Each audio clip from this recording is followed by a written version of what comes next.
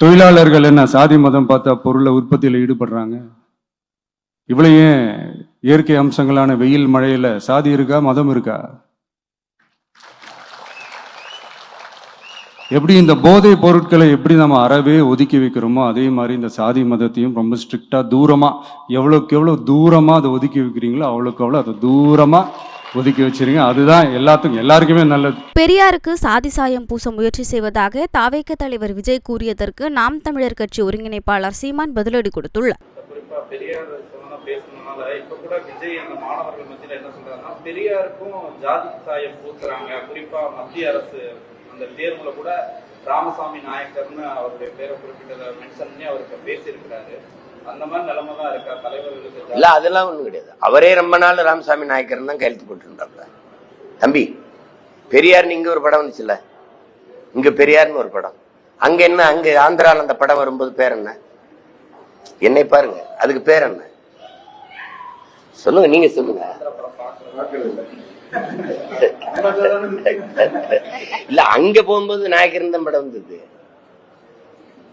பெரியார் ராமசாமி நாயக்கர் தான் பேர் வச்சு படம் வெளியிட்டாங்க.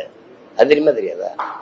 ரொம்ப நாள் அவர் எழுதின கடிதங்கள் எல்லாமே, முகமது அலி ஜின்னாவுக்குலாம் எழுதின கடிதங்கள்லாம் இருக்குல்ல, அதுல எல்லாம் நாயக்கர் தான் போட்டுக்கோ.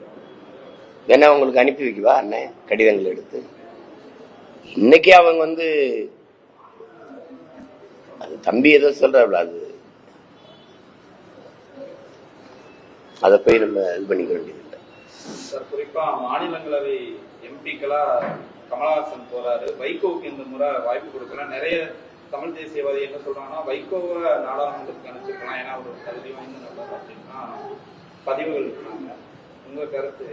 ஏன்னா புதுமுகத்துக்கும் வாய்ப்பு கொடுத்துருக்காங்க. இல்ல, இப்ப அது திராவிட முன்னேற்ற கழகம்ங்கிறது ஒரு பெரிய அது கட்சி, அவங்க கட்சி தலைமை தான் முடிவு எடுக்கணும்.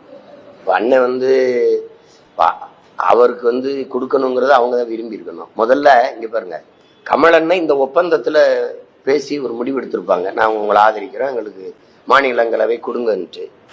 அந்த மாதிரி ஒரு இது பேசப்பட்டிருக்கணும்ல. அண்ணனுக்கு அப்படி முதல்ல பேசி கொடுத்துட்டாங்க, ஒரு முறை இருந்துட்டாரு. இம்முறை தருவதா அவங்க வாக்கு கொடுத்தாங்களா என்னன்னு தெரியல. அது அண்ணனுக்குமே என்னன்னா, திமுக கட்சியில என்னை தேர்வு செய்யுங்கன்னு சொல்ல முடியாது. இவர் இன்னொரு கட்சியின் தலைமை, அது கேட்க முடியாது. அவங்களாதான் கொடுத்துருக்கணும். சாதி மதம் பார்த்தா பொருளை விளைய வைக்கிறாங்க. தொழிலாளர்கள் என்ன சாதி மதம் பார்த்தா பொருளை உற்பத்தியில் ஈடுபடுறாங்க? இவ்வளவு ஏன் இயற்கை அம்சங்களான வெயில் மழையில சாதி இருக்கா, மதம் இருக்கா?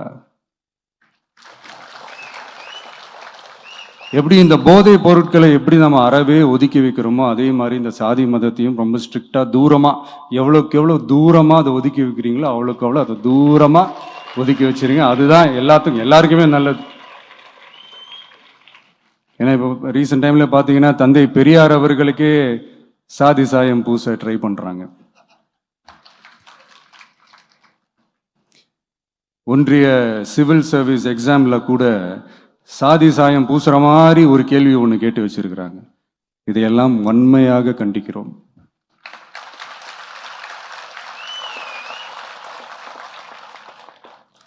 இந்த உலகத்துல எது சரி எது தவறு அப்படின்றத அனலைஸ் பண்ணி பார்த்தாலே போதும், ஒரு குழப்பம் இல்லாத ஒரு தெளிவான ஒரு வாழ்க்கையை ஒன்று வாழலாம்.